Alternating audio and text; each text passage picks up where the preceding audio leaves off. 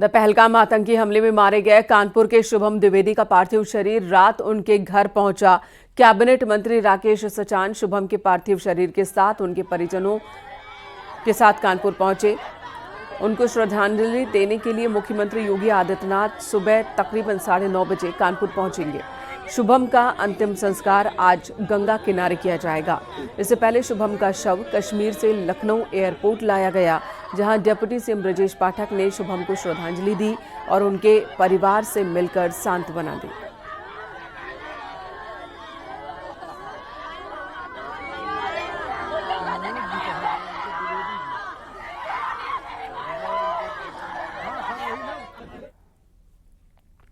पहलगाम में आतंकियों ने शुभम द्विवेदी की उनकी पत्नी ईशान्या के सामने गोली मारकर हत्या की।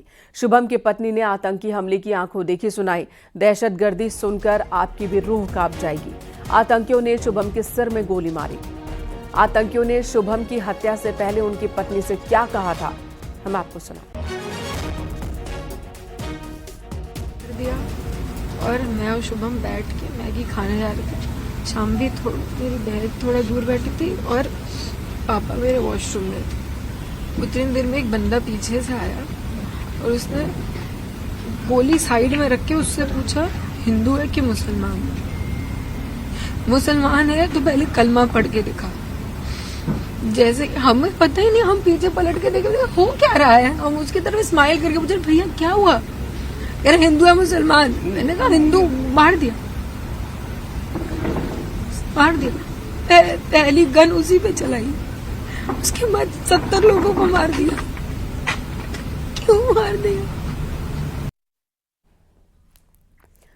पहलगाम आतंकी हमले में मारे गए कानपुर के सीमेंट व्यापारी के बेटे शुभम द्विवेदी का पार्थिव शरीर रात तकरीबन 2 बजे उनके पैतृक आवास लाया गया। लोगों की भारी भीड़ उनके घर में पहले से ही मौजूद थी। हर तरफ गम का माहौल था। लखनऊ से सीएम योगी के निर्देश पर कैबिनेट मंत्री राकेश सचान शुभम के पार्थिव शरीर के साथ उनके परिजनों के साथ कानपुर पहुंचे।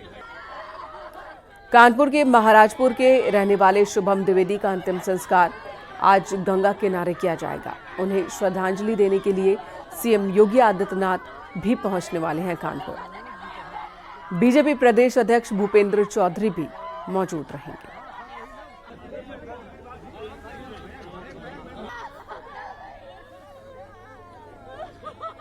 पूरे कश्मीर पर चोट करी है, कश्मीरियत पे चोट की है और कश्मीर के वासियों पे चोट की है, क्योंकि 370 हटने के बाद जब सैलानियों का एक सैलाब उमड़ा था वहां पर, जिससे कि वहां की पर कैपिटा इनकम बढ़ी थी, वहां पे ग्रोथ बढ़ी थी, वहां पे समृद्धि आई थी, उस सब पे चोट है ये। और जिस तरह से नियतों पर आतंकवादियों ने कायरतापूर्ण ढंग से गोली चला करके और देश के 26 से अधिक लोगों को मार गिराया, 17-18 लोग घायल हैं। देश की सरकार, प्रदेश की सरकार सभी चिंतित हैं। आज तक आजादी के बाद इस तरह की आतंकवादियों ने क्रूरता की घटना नहीं की, लेकिन ये घटना जिन्होंने कभी कल्पना नहीं की थी, उनके साथ ये हादसा हुआ। निश्चित तौर पर सरकार भारत की बड़ा कदम उठाएगी और इसका जवाब बड़ी सख्ती से देश देगा। जिस तरह से माननीय प्रधानमंत्री जी ने सारे कार्यक्रम निरस्त करके पूरी बैठकों का दौर पूरी तरह से आज इस घटना पर चिंतित भी है और करारा जवाब आतंकवादियों को इसका दिया जाएगा। मुख्यमंत्री जी कल 9 बजे चलेंगे, 9:30 बजे चकेरी एयरपोर्ट उतरेंगे, उसके बाद यहाँ पर आ जाएंगे और भूपेंद्र जी हमारे जो पार्टी के प्रदेश अध्यक्ष हैं वो भी आएंगे। अमित गंजू कानपुर से हमारे साथ हैं। अमित, पूरा देश ही गम में है, सदमे में है। जो कुछ हुआ वो नहीं होना चाहिए था। फिलहाल सेना अपनी तरफ से कॉम्बिंग ऑपरेशन में जुटी है। कार्रवाई की तैयारी सरकार ने कर ली है। कानपुर में ये परिवार बिलख रहा है। घूमने गया था परिवार, जहां एक बड़ा सदमा, बड़ा झटका लगा है। फिलहाल ये बताएं कि कहां पर अंतिम संस्कार होगा, शुभम के पार्थिव शरीर का और सीएम कब पहुंचने वाले हैं? देखिए मेनका जी, मैं आपको बताना चाहूंगा कि आज पूरा देश गम में डूबा हुआ है, क्योंकि जिस प्रकार से ये कायरपूर्ण हरकत या कायरता की ये डरपोकों ने, जो आतंकियों ने जिस प्रकार से ये कायरता का परिचय दिया है और मौत के घाट उतारा, उसमें कानपुर के शुभम की भी मौत हुई है। ये पूरा परिवार कानपुर से 17 तारीख को गया था, 11 लोग, शुभम, उसकी पत्नी, क्योंकि उसकी फरवरी में शादी हुई थी, अपनी वाइफ के साथ, अपने फादर, अपनी मदर, अपने ब्रदर इन लॉ, अपनी सिस्टर के बच्चे के साथ और अपने सास ससुर के साथ गए थे। इनको कल लौटना था, हालांकि 11 लोग की रिजर्वेशन थी और 11 को वापस आना था, मगर अब उसका पार्थिव शरीर कल लगभग 1:30 के आसपास यहाँ पहुंचा। और इस घटना के बाद से पूरा शहर और या पूरा प्रदेश, पूरा देश दुखी है, लोगों की आंखें नम है। और अगर बात की जाए क्रिमेशन की, तो क्रिमेशन ड्योढ़ी घाट पे होगा। सर, न्यूज 18 की मैं यहीं खड़े, मैं अपने कैमरामैन से कहूंगा, देखिए जहां तक ये फोर्स का डिप्लॉयमेंट किया गया और ये राइट हैंड साइड का पूरा पैसेज है, यहाँ से पूरा होते हुए पूरा रास्ता जाएगा और यहाँ से लगभग 4.5 किलोमीटर के पैसेज पर ड्योढ़ी घाट है, जहां उसका अंतिम संस्कार होगा। मुख्यमंत्री लगभग 9:40 पर ठीक सामने देखिए अब बैरिकेटिंग लगा दी गई है, अभी तक ये बैरिकेटिंग नहीं थी। मैं अपने कैमरामैन रवि से कहूंगा, आप इस तरफ आइए, ये मेन जीटी रोड है। यहाँ ट्रैफिक की अगर बात की जाए और अधिकारियों की बात की जाए, रूट्स को अब पूरी तरीके से देखने के लिए पूरी एंटायर टीम यहाँ मौजूद है। और बात की जाए, बैरिकेटिंग लगाई गई है और पूरा पैसेज देख सकते हैं कि पूरे पैसेज को पूरा कवर आउट किया गया है। जहां तक कैमरे की नजर जा रही है, पुलिस का फोर्स का डिप्लॉयमेंट किया गया है।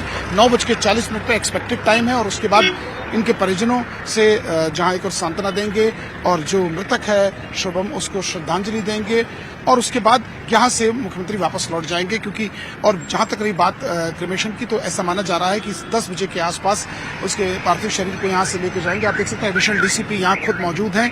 मैम, ट्रैफिक को पूरे तरीके से देख लिया गया, रूट पूरा जी, माननीय सीएम महोदय आ रहे हैं तो उसको दृष्टिगत रखते हुए ड्यूटियां लगाई गई हैं और यहाँ पे क्योंकि काफी लोगों का आना जाना है, आवागमन है, तो उसके लिए भी पार्किंग की और डाइवर्जन की व्यवस्था भी की गई है। देखिए, एडिशनल डीसीपी अर्चना जी का साफ कहना और मानना है कि जो अगर बात की जाए, मैं अपने कैमरामैन से कहूँ, फिर से सामने के पैसेज को दिखाने की कोशिश करना चाहेंगे कि ये सामने का पूरा एरिया है, जहां तक इसको पूरी तरीके से बंद कर दिया गया है और अब धीरे धीरे हलचल तेज होने लगी, क्योंकि लगभग 8 बजे का समय है और टीम पॉइंट्स को लगाया गया और मीडिया को अब गेट से बाहर कर दिया गया है, क्योंकि जो एक मीडिया की पूरी गैलरी बनाई गई है, क्योंकि परिजनों का कहना है कि उनके कैमरा देखकर उनकी वाइफ का, उनके पेरेंट्स का रो रो के बुरा हाल हो रहा है, इसलिए वो मीडिया से कुछ भी बात करने से मना करते नजर आ रहे हैं। क्योंकि ये घटना दुखद है, जिसने भी सुना, जिसने भी इसके वीडियोस देखे, उसके खून उबाल खा रहा है। उसका कहना है कि ये कायरता का परिचय 2 महीने पहले शादी हुई थी, इन डरपोकों ने 2 महीने पहले शादी हुई थी, परिवार खुशियों में था, पूरा परिवार 11 सदस्यों का ये दल गया था घूमने। तो जाहिर सी बात है कि वहां पर भी हमने तस्वीरें देखी, कई वीडियोस देखे, जिसमें ये परिवार हंसता गाता मुस्कुराता नजर आ रहा है और इन आतंकियों ने पल भर में ही परिवार की खुशियां छीन ली। एक महिला जिसकी 2 महीने पहले शादी हुई, उसके सामने उसका सुहाग उजाड़ दिया। तो पूरा परिवार सदमे में है और इस वक्त कुछ कह पाना उनके लिए भी बहुत मुश्किल हो रहा होगा। अमित, कहा तो कानपुर में तैयारी थी प्रधानमंत्री के दौरे को लेकर, कानपुर को कई उपहार मिले थे, लेकिन फिलहाल कानपुर को जख्म मिला है और ऐसे में कानपुर के लोग क्या डिमांड कर रहे हैं? देखिए, बड़ा अहम सवाल आपने पूछा। आज का दिन वैसे तो अगर डेट वाइज देखा जाए तो तोहफों भरा दिन था, क्योंकि आज 2200 करोड़ की योजनाओं का शुभारंभ और लोकार्पण होना था। तो कहीं ना कहीं शहरवासी उसको लेकर पिछले लगभग 8 से 10 दिन से तैयारियां कर रहे थे। बंटिंग्स लगा रहे थे, फ्लैपर्स लगा रहे थे, होर्डिंग्स लगा रहे थे। यहाँ तक कि जो एक दल यहाँ महिलाओं का शिष्टमंडल था, उन्होंने आज मुकुट और मालाओं का पूरा था, ऐसे तमाम चीजें थी। मगर ये घटना ने सबको झंझोट के रख दिया, क्योंकि एक शुभम द्विवेदी, ये शुभम द्विवेदी जो अपने माता पिता का अकेला सहारा था, उसकी इन डरपोक, इन कायर, इन निकम्मों, माफी चाहूंगा इस शब्द निकम्मे कह रहा हूं, लोगों ने निहत्तों पर वार किया। उसके बाद से इनके परिवार का ये कहना है कि इनको इन्हीं की भाषा में जवाब देना चाहिए। मैंने अपना बेटा खोया है, क्योंकि कैमरा के सामने नहीं बोला, मैंने अपना बेटा खोया है, मगर इन कायरों को मुंह तोड़ जवाब मिलना चाहिए और जिस भी भाषा में सरकार देना चाहे हम उसका स्वागत करेंगे, क्योंकि कहीं ना कहीं मैंने अपना बेटा खोया है, कईयों ने अपने घर, किसी ने बेटा, किसी ने अपना भाई, किसी ने पति, किसी ने अपना भांजा, किसी ने भतीजा।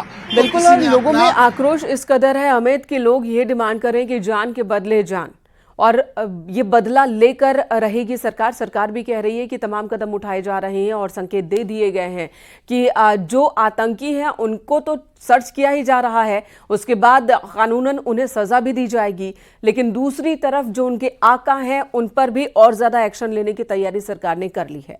धन्यवाद अमित आपका इस वक्त पूरी जानकारी देने के लिए।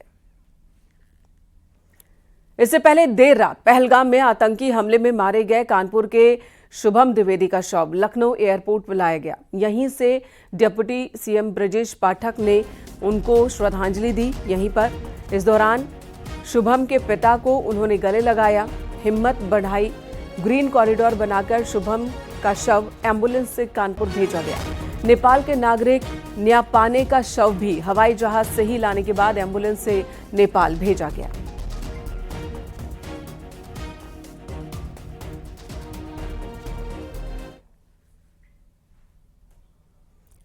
पहलगाम में हुए आतंकी हमले के मद्देनजर सरकार ने आज सर्वदलीय बैठक बुलाई है और इस बैठक की अध्यक्षता रक्षा मंत्री राजनाथ सिंह और केंद्रीय गृह मंत्री अमित शाह करेंगे। बैठक में सभी राजनीतिक दलों के फ्लोर लीडर्स शामिल होंगे। इस दौरान सरकार पहलगाम में हुई आतंकी घटना और उसके बाद केंद्र सरकार की ओर से उठाए गए कदमों की जानकारी देगी।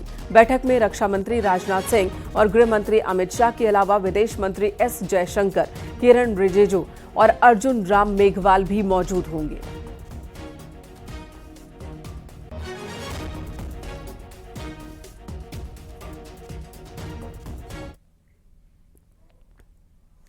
पहलगाम हमले को लेकर 2.5 घंटे तक चली सीसीएस की मीटिंग में बड़ा फैसला लिया गया।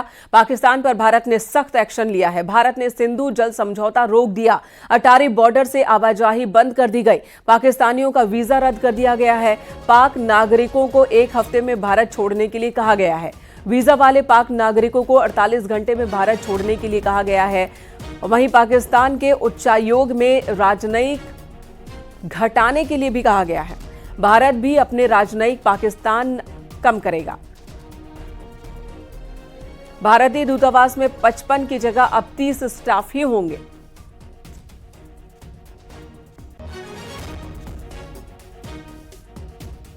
Recognizing the seriousness of this terrorist attack, the CCS decided upon the following measures. 1. The Indus Waters Treaty of 1960 will be held in abeyance with immediate effect until Pakistan credibly and irrevocably abjures its support for cross-border terrorism. 2. The integrated checkpost Atari will be closed with immediate effect. Those who have crossed over with valid endorsements may return through that route before 1 May 2025. 3. Pakistani nationals will not be permitted to travel to India under the SAARC visa exemption scheme visas. Any SVES visas issued in the past to Pakistani nationals are deemed cancelled.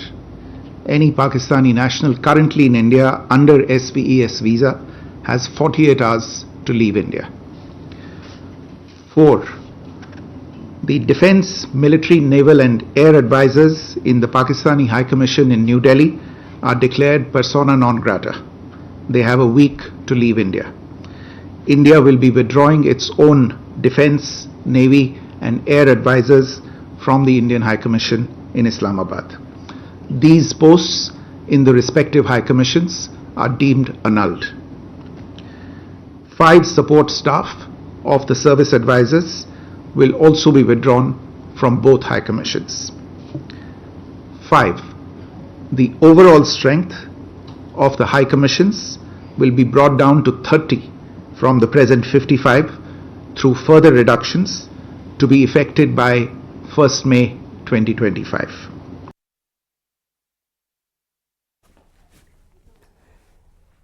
CCS की बैठक की जो 10 बड़ी बातें हैं वो आपको बता देते हैं। पाकिस्तान के खिलाफ भारत का सख्त कदम होगा। पहला, पहलगाम हमले के बाद लिए गए कड़े फैसले। भारत ने सिंधु जल समझौता रोका। अटारी बॉर्डर से आवाजाही बंद कर दी गई है। पाकिस्तानियों का वीजा रद्द कर दिया गया। पाक नागरिक जो कि भारत में हैं उन्हें 1 हफ्ते के अंदर भारत छोड़ना होगा। वीजा वाले पाक नागरिक 48 घंटे में भारत छोड़ेंगे।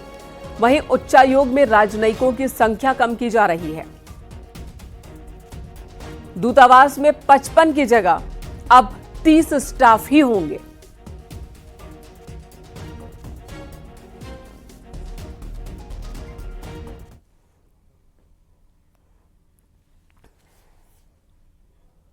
उधर रॉबर्ट वाड्रा ने आतंकी हमले पर ऐसा बयान दिया जिस पर घमासान मच गया। बीजेपी ने वाड्रा पर हमला करते हुए कांग्रेस को आड़े हाथों लिया और कहा कि कांग्रेस ने हमेशा देश के खिलाफ साजिश रचने वालों का ही साथ दिया।